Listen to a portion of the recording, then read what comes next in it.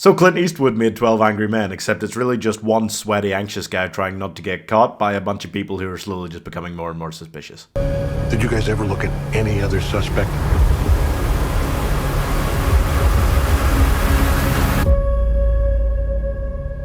You know what to do. Juror number 2 is the sort of film that reminds you never to trust anyone and never to be too happy because everything could just go wrong at any time. Sad. Why would you think it's sad? What? Nicholas Hoult wants nobody to witness him as he commits a murder. In fact, he's doing such a good job that even he didn't know he'd committed it for like a full year until he gets brought in for jury duty and finds himself kind of helping to judge a man's guilt for a crime that he himself may have committed. Yeah. Little contrived, but it's interesting. Nicholas Hoult's obviously very good. Zoe Deutch is amazing as a pregnant housewife that's just kind of vibing. She's just a great vibe, honestly. J.K. Simmons is there for a little less time than you want him to be. Tonicollette is great, and Chris Messina, I feel like he's always just playing a lawyer, but he's really good at it. It's great typecasting. And with all that and the fact that Clint Eastwood directed it, you just feel like, wow, this has got to be incredible. Frankly, it is incredibly well made for what it is. I feel like a lot of Clint Eastwood films are long, slightly slow, legal related or legal adjacent in some way. I like a lot of things about this. I feel like it could have been made 70 years ago. Exactly as it is. And I was really shocked, in fact, to find that it is based on nothing. I thought, oh, it must be a remake of something. Or remake of like a foreign film at least. Or like adapted from a book. Like nothing. It was just a really great original idea thought up that genuinely could have been made at any point in the last 100 years. It's all about this moral quandary of what does he do in this situation, and I really expected Nicholas Hoult's character to be like a Dexter, or like a Joe from You. Like some real crazy bastard psychopath that you could really root against and watch as his twisted mind works. Like Trap. I thought it was going to be a bit like Trap.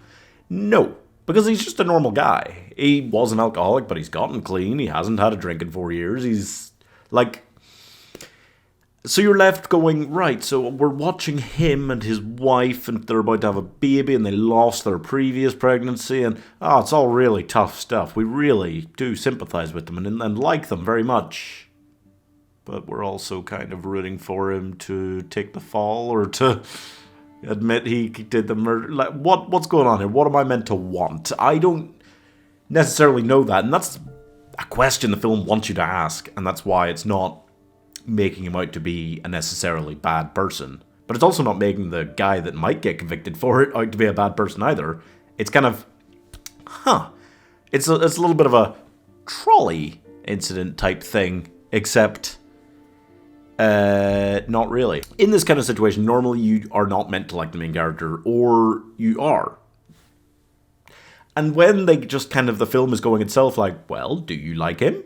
What do you want to happen? That's fine, but it does leave me, even halfway through the film, kind of going, oh, anything that could happen here would kind of suck, and I wouldn't like it as an ending. So while the problem itself is interesting, while the film is incredibly well made, I didn't enjoy myself most of the time, which is really tough, because it is incredibly well made. It is quite drawn out, but to be fair, I feel like they moved through the trial at a good pace, and then I kind of expected that to be going on for even longer than it was, but it's not an overly complicated case. That's okay, because if it was, like, it might get a bit dense to try and keep hold of everything yourself that's going on. It doesn't need that, and it is kind of, it shifts to jury deliberations, 12 Angry Men style, slightly before, I think, like halfway through. So there is quite a bit of that, but also there's a lot of gaps and breaks and stuff in between. I think overall it is very well made. It's a very interesting film that I would kind of recommend for you to see for yourself. But it also, the nature of it means that it's not very rewatchable at all. It's interesting as a fable, but I didn't, like most of the characters. I don't want any of the outcomes that could happen. I'm just kind of left feeling a little bit sad. It's not very Christmassy. I'm giving the good, the bad, and the really drawn-out legal process 3.5 stars. Not that it's really relevant, but wouldn't Nicholas Hoult and Zoe Deutch make just a great rom-com couple? Like, if you took away the fact that their marriage was in danger of falling apart the whole film, and that he was a former alcoholic and all that sad stuff, like, this could have been just a really happy duo together. I think they would have worked really well together. We should see Zoe Deutch in more rom-coms, honestly. Very underrated. That's not really relevant, but yeah, subscribe.